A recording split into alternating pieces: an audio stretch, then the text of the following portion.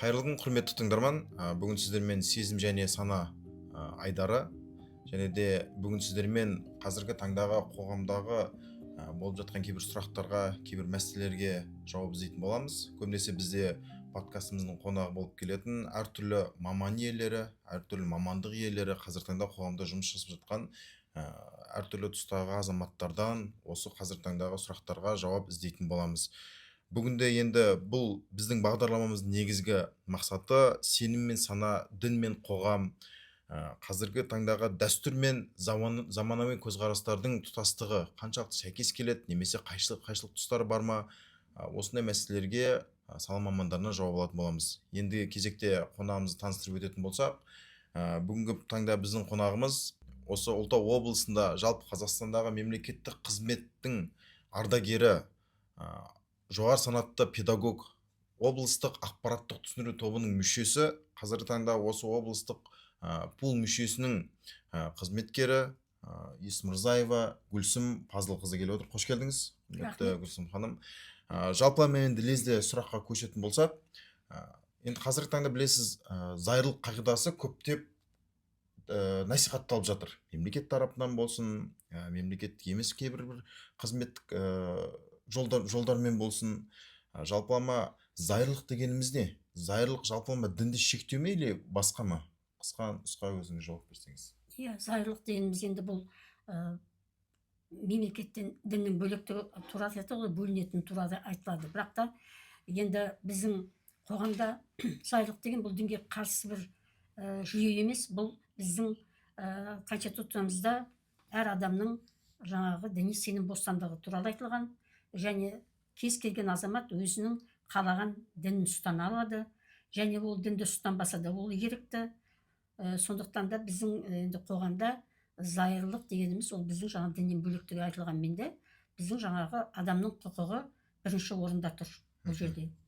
Жалпылама айтқан кезде, яғни демек зайырлық бұл дінді жоққа шығару, яғни бір белгілі бір дінге тосқауыл қою, шектеу қою емес қой, бірінші кезекте адамның бостандығы, діни бостандығына мүмкіндік беру, діни сенім бостандығына. Әрине, мысалы мемлекет ол ешқандай дінді үстем қылып белгілемеген, мысалы діни үстемдік жоқ бізде. Бірақ жаңағы адамдарға өздерінің жаңағы дінін ұстануға мүмкіндік беріп отыр. Оған барлық жағдай жасалған. Сондықтан да біздің мынау конституциямызда ол ашық айтылған, онда орын тапқан адамдардың діни сенім бостандығы туралы ашық айтылған. Сондықтан бұл енді зайырлық дегеніміз дінге қарсы жүйе деп айтуға келмейді. Мәселен, жалпылама зайырлық терминологиясын түсіндіруден біздің Қазақстанның зайырлық ұстанымы бір ерекшелігі бар ма, немесе жалпылама осы бір тұтас жүйе ма бұл зайырлық дегеніміз? Басқа әлемдік мемлекеттерде мүмкін зайырлық басқаша көрінетін шығар. Енді зайырлық туралы айтатын болсақ, біздің елімізде бұл бір жаңағы тепе-теңдік, мынау айтады ғой, жұмсақ бір стилі біздің зайырлығымыз. Өйткені зайырлық дегенімізді мысалы әркім әртүрлі түсінеді ғой, әрине. Бірақ енді біздің мемлекетіміздегі ерекшеліктері бұлар жаңағы біз дінмен, дәстүрмен қабаттасып бірге мысалы өмір сүріп жатырмыз. Мысалы ешқандай адамның мысалы құқығы діни сұрақтарға келген уақытта ол шектелмейді мысалы. Сондықтан да біз енді бұл жердегі ерекшелік біздің мынау діни қызмет және діни бірлестік туралы заңның преамбуласында жазылған ғой. Әрине діндерге үстемдік жоқ, бірақ дегенмен біздің жаңағы осы ислам діні менен православие діні бұл оның жаңағы мәдени маңызы, тарихи маңызы туралы ол ерекшелігі сол. Одан кейін біздің елімізде ең бірінші тұрақтылыққа, саяси тұрақтылыққа, жаңағы дінаралық, одан кейін ұлтаралық қақтығыстардың болмауы, мысалы осы уақытқа дейін мен ондай оқиға көргенім жоқ. Оның барлығы да біздің мемлекетіміздің сындарлы саясат деп ойлаймын. Мысалы біздің елімізде толеранттылыққа, бейбітшілікке біз құштармыз. Өйткені біздің еліміз көп конфессиялы ел.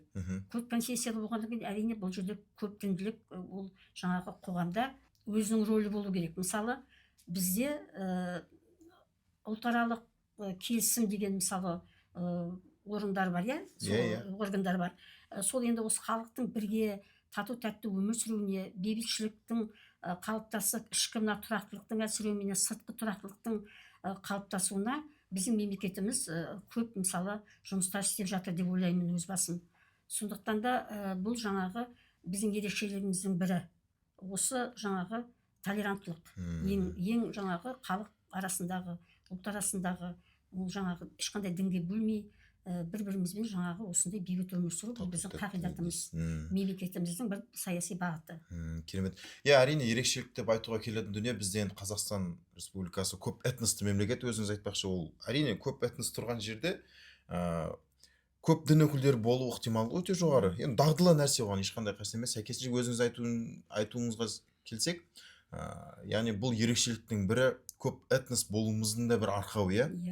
Осы мезеттерде осы маңыздылыққа Қазақстан қазір таңда заңнамасында да, саясатында да жақсы бір қолдау, жақсы бір арқау білдіріп келе жатқан. Енді өзіңіз жаңа айтып қалдыңыз, біздің заңнамамызда да, діни қызмет діни бірлестіктер заңнамасында ислам діні және христиан діні, православ бағыты дедіңіз. Кейбір тұстарда енді халықтың көп бөлігі ислам дінін ұстанады. Оған ешқандай бір жаңа қарсы келетін ақпарат жоқ. Бірақ кейбір қазіргі таңда қоғамда бір радикалды ағымдар бар, басқа да ағымдар шетелдерден көптеп кіріп жатыр. Тек қана шетелден мүмкін, кейбіреулер осында пайда болған шығар, енді беймәлім дүние. Ал енді біздің ата-бабамыздан қалыптасып келе жатқан кейбір дәстүрлеріміз, немесе дәстүр дінге қайшы келеді, әсіресе ислам дініне қайшы келеді деп жатады. Осы тұста не айтасыз дін мен дәстүр мәселесінде, әсіресе ислам дініне байланысты? Енді бұл жерде біздің халқымыздың 1000 жылдық жаңағы ислам тарихы бар, иә, 1000 жылдық. Міне содан бері мысалы біздің сол жаңағы өзіміздің ұлтымыздың жаңағы біздің қазақтарымыз осы кезге дейін сол ұлттық құндылықтарды бізге жеткізе білді деп өзім ойлаймын. Қандай да мысалы біз енді кеңес одағынан өттік, басқа жаңағыдай сондай жағдайлар болғанмен де біздің ұлттық құндылығымыз сынбай бәрі керемет өтпесе де, мысалы сол ұлттық құндылықтардың негізгілері жаңағы осы мынау шариғатқа қайшы келмейтін тұстары, мысалы сол жерде бізде мысалы екі жүйеде де бір-біріне деген мысалы екі жүйенің мысалы бірлігі анықталады. Мысалы ислам менен мысалы дәстүрдің бірлестігі білінеді бізде. Өйткені мысалы қарап отырсаңыздар, мысалы адам өзі туғаннан ода жерленгенге дейінгі қаншама мысалы рәсімдер бар ғой, солардың бәрін мысалы мемлекет оны ешқандай дұрыс емес деп мысалы оны бір айыптамайды, оны мысалы сол бірге осылай өмір сүріп келе жатыр қатар. Бұл екі жүйенің де мысалы азан шақыру, ат қою, мысалы адамның балаға мысалы содан кейін жаңағы осындай рәсімдердің барлығы жерлегенде жаңағы жаназа шығару, Құран оқу деген сияқты осындай рәсімдердің барлығы да бұл бізге қайшылық әкеліп отқан жоқ зайырлы қоғамымызда. Бұл екеуі де үйлесімін тапқан, сондай біз үйлесімін тапқан қоғамда өмір сүріп жатырмыз деп айтуға негіз бар деп ойлаймын. Енді қараңыз, жаңа енді сөзіңіздің араңызда жалпылама айтқан кезде дәстүр ол біздің тарихымыз, яғни тарихта қалыптасып келе жатқан біздің ұлттық ерекшелігіміз, ұлттық кодымыз. Ал енді дәл соған үйлесе білген ислам діні ол біздің рухани құндылығымыз болып қалыптасып жалғаса береді. Енді бірақ мынандай бір пікірлер бар ғой, жаңа мен де сұрақ арасында айтып кеттім, соны түртіп айтып кеттім, қайта қайталап кетсем, дәстүр дінге қарсы немесе дін дәстүрге қарсы деген бір пікір қалыптасқан.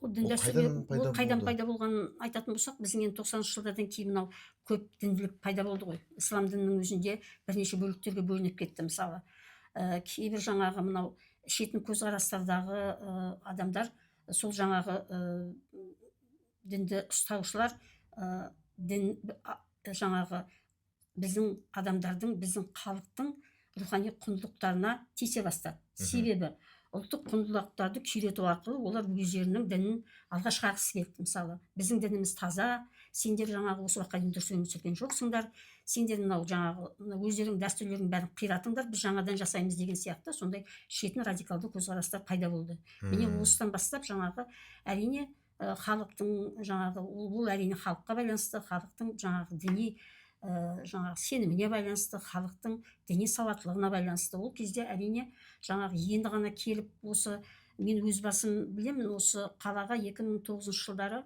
жаңағы осы дәстүрлі емес діннің өкілі келіп жаңағы мектептерге барып оқушыларды үгіттеп, енді солардың көбісі сол өзіміз білетін сол жас балалар, жас жігіттер мысалы өздері жаңа соғыс орнына кетті. Содан олардың да сондай бір қайғылы оқиғалар орын алды ғой. Көптеген біздің мысалы Сәтбаев қаласының кейбір отбасыларында осы жағдай бар. Өзіміз танитын адамдардың да мысалы солар текке құрбан болып кетті өздерінің жаңағы білімсіздігінен, өздерінің енді ол кезде ешкім білген жоқ. Енді қазіргі кезде ғой мысалы саяси жаңағы жалпы діни сауаттылықты арттыру бойынша көптеген жұмыстар жасалып жатыр. Оған енді оны біз білеміз да, енді сондықтан мен өзім ойлаймын бұл сондай кездерде осындай сондай бір жаңағы дәстүрге деген шабуыл жасалды. Бұл шабуыл жасалудың себебі сол мына ішкі тұрақтылыққа, одан қалды сыртқы тұрақтылыққа жасалған шабуыл деп ойлаймын мен өз басым. Жалпылама айтқан кезде бұл өзіңіздің ойыңызша енді бір тобықтай түйіні әрине бір саяси әрекет болды, иә? Біздің ұлтымызға, біздің ұлттық кодымызға әсер ету немесе рухани құндылығымызды жоққа шығару деп. Енді мысалы әлеуметтік желілерде енді сәйкесінше бұл ақпараттар жиі пайдаланып жатады. Енді өзіңіз айтып қалдыңыз жаңа 2009 жылы мектеп жастарына деп. Дәл қазіргі осы бір ерекшелікке қоятын дүние, неге радикалды ағымдар жастарға өте қатты әсер етеді? Немесе ол 2009 жылдардағы мәселен сол кездердегі жастар немесе оған дейінгі аға буындылар, иә? Мүмкін кеңес одағы кезіндегі мәселелер әсер етті ме? Немесе сол посткеңестік жүйе әсер етті ме? Неге дәл сол кезде радикалдық көзқарас жастар арасында өте емін-еркін, өте жеңіл тарады? Бұл жерде енді мен айтуым керек, бұл жерде мемлекеттің мысалы ол діни жаңағы жат діни ағымдарға деген көзқарасы мүлде болмады деп айтуға болады. Олар білген де жоқ, оның жалған екенін. Келген екен, мынау діни адам екен деп, оны мектептерге жаңағы еркін түрде кіргізіп еді. Олардың жаңағы айтқан уағыздарына мән берген жоқ. Содан кейін енді біз мынау көп сан мүдделі қақтығыстардың өмір сүріп жатқан қоғамда ол жалпы өзі қауіпсіз қоғам деп айтуға болмайды. Міне сол кезде біз жаңағыдай сондай жайға тап болдық мысалы. Соны жаңағы әсерінен біз жаңағы көптеген қателіктер жасалды, көптеген осындай жайсыз жағдайлар орын алды. Енді алдын алу жұмысына енді жаңа таныстырған кезде айтып өтіп кеттік. Облыстық ақпараттық түсіндіру тобының мүшесі өзіңіз алдын алу мақсатында жұмыс жасап жатсыз. Дәл осы жұмыс жасау өзіңіздің жоспарыңызда, жұмыс жасау кезіңізде деп айтайыншы. Осы дін мен дәстүрді жалпылама осы қазіргі таңдағы заманауи қалыптасып жатқан өзгерістерді үйлестіре алатындай қандай бір насихат сөз айтатын едіңіз? Енді бұл жерде мен әрине ол аудиториямен кездескенде қараймыз, қандай аудитория бұл жерде, мысалы бұл педагогтар ма жоқ, дәрігерлер ме жоқ, әлде оқушылар ма? Міне соған байланысты өзіміздің жаңағы сөзімізді соған шақтап, сол аудиторияға лайықтап айтамыз мысалы. Бұл жерде енді әрине біз діни құндылықтарсыз ештеңе айта алмаймыз.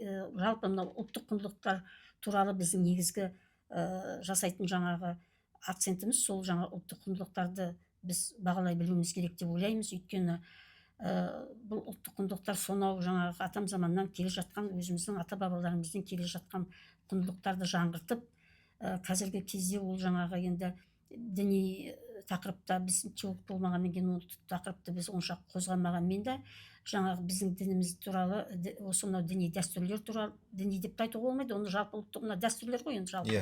Енді сол дәстүрлерді жаңағы сақтауда біздің әрине сол бағытта айтамыз мысалы. Дәстүрлерді сақтау, оны жаңғырту, одан кейін жаңағы енді көп қой ұлттық құндылықтарымыз біздің көп мысалы.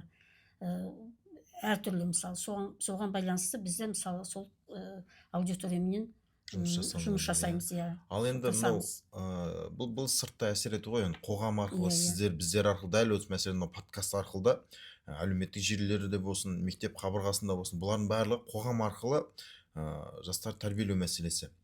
Ал енді ұлттық құндылықтарды қалыптастыру мәселесі. Ал енді жеке өзіңіз отбасы мәселесіндегі азаматтарға, отбасы институты енді кейбір мезеттерде қазіргі заманауи тұрғысынан кішкене шытынауда, дәл осы мәселеге байланысты радикалды көзқарастар қалыптастырмауға, итермелемеуге, соған еріп кетпеуіне отбасы институты қалай жұмыс жасау керек? Ата-ана, былайша айтқан кезде ана, әке, ата, әже. Әрине жалпы тәрбие тал-бесіктен дейді ғой, мысалы ел болам десең бесігін түзе дейді мысалы. Өзі сол жастарды бала кезінен тәрбиелеген уақытта сол отбасындағы бала сол отбасында не көрсе соны істейді мысалы. Әлгі ұяда не көрсең ұшқанда соны ілесің дейді ғой. сондықтан да енді қоғамымыз біздің әртүрлі ғой, барлық қоғамның бәрі біркелкі емес. Мысалы әркімнің өзінің ортасы бар, әркімнің өзінің білімдік деңгейі бар, әркімнің өзінің жаңағы сана сезімі бар. Соған байланысты да әрине біз енді мына балаларды оқытқан уақытта сол балаларды көрген уақытта біз қандай отбасынан екенін білуге болады. Мысалы кейбір отбасының балалары жаңағыдай мәдениетті, жаңа жаман сөз айтпайды, сондай, кейбір жаңағыдай сондай агрессияменен, сондай бір өздерін ұстау білмейтін. Қазіргі кезеңде бұл енді өте актуальды сұрақ болып отыр. Бұл мәселе жаңағы мынау әлеуметтік желілерде көп айтылып жатыр. Жалпы ата-аналардың өзін тәрбиелеу керек деп ойлаймын ең бірінші. Өйткені ол тәрбиесі ата-ана қандай тәрбие береді балаларына. Сондықтан да мынау қазіргі мұғалімдердің жаңағы құқығын таптау, жаңағы ата-аналардың келіп жаңағы неше түрлі мектептерге келіп оларға жаңа қысымшылық көрсетеді. Баға бойынша мысалы оқушылардың тағы да басқа. Енді мен өз басым мысалы бір ата-ана жиналысында болдым, сонда енді сол айтайын дегенім сол жаңағы сол жердің класс жаңа сынып жетекшісі жаңа балалар туралы ештеңе айта алмай тұр. Өйткені ол мысалы мына қазақ тілінен дайындалу керек енді деп ақырын жаңағы жұмсартып айтып жатса, не болып қалды деп жаңағы өзіне тиісіп сондай бір агрессиялық мінез көрсететін сондай ата-аналар көбейіп кетті. Мен өзім ойлаймын, бұның да бәрі сол тәрбиеге байланысты деп ойлаймын. Енді оларды кезінде ата-анасынан қандай тәрбиелегені белгісіз, бірақ та жалпы орта деген тәрбиелейді ғой. Ол да жаңа жан-жағына қарап, мысалы сол адамдардың жаңа пікірлеріне қарап, сол өзін түзеуі де мүмкін. Мысалы адам еш уақытта бір қалыпты кете бермейді ғой. Сондықтан да бұл енді біздің қоғамымыздағы көптеген осындай жайсыз қылықтар да бар. Әрине жалпы біздің қазақ халқы бұл енді неге бай ғой мұраға. Мысалы біз соны пайдалана алмаймыз. Мысалы кезінде біз бала кезімізде мысалы батырлар жырын, ертегілер сондайларды оқып біздің өзіміздің жаңағы бір батырларымыз болды. Мысалы өзіміздің жаңағы армандарымыз болды дегендей. Қазіргі уақытта балалар кітап оқымайды, көбісі жаңағы желіде отырады, тиктокта отырады. Енді ол жердегі әңгімелердің біреуі дұрыс болса, біреуі дұрыс емес. Жалпы сондай бір жеңіл, сондай бір контенттер көп өте. Емдер, клиптік сана дейді қазір. Мүмкіндігінше ақпарат қысқа нұсқа, одан кейін бір қызықты болса. Енді Гүлсім Базылқызы, сізге шын айтқанда үлкен рахмет. Шын айтқан кезде бізде құрметті тыңдарман, бұл кезекті сенім және сана айдарының кезекті түсіріліміне тыңдағандарыңызға үлкен рахмет. Міндетті түрде ойларыңызды, пікірлеріңізді, сұрақтарыңызды қалдырып кетіңіздер. Енді Гүлсім Базылқызы осы қысқа нұсқа өзіңіздің қазіргі таңдағы осы жүйеге, осы мәселеге, осы үлкен бір енді глобалды бір дүние ғой, бір ойыңызды айтып кетсеңіз, немесе жастарға бір насихат айтып кетсеңіз. Енді мен жастарға айтатын насихатым жалпы болашақ, келешек осы жастардың қолында дейміз. Сондықтан жастардың саналы болып өсуі, сапалы білім алып, саналы болып өсуі біз үшін өте маңызды. Өйткені бүгінгі жас ертеңгі осы қоғамның белді мүшесі. Сондықтан да мен өзіміздің мына ұлттық құндылықтарымызды жоғалтпай, соны жаңғыртып, жаңағы осындай қоғамда толерантты қоғамда бақытты өмір сүргіміз келеді. Сол сүруге мен тілектеспін жастарымызға. Рахмет. Енді құрметті тыңдарман, байқап отқандарыңыздай, қазіргі таңда діни сенім, ұлттық құндылықтарымыз, дәстүрлеріміз және зайырлық бір-біріне қарама-қайшы келетін емес, керісінше үйлесе алатын дүниелер екен. Сол себепті адамның діни сенімі ол жүрегінде, ал дәстүр ол біздің күнделікті өмір сүру жай күйіміз, ерекшелігіміз. Ал зайырлық осы екі дүниені тепе-теңдік тауып отырған кеңістік болып табылады. Баршаларыңызға үлкен рахмет. Аман саулықта жолығайық.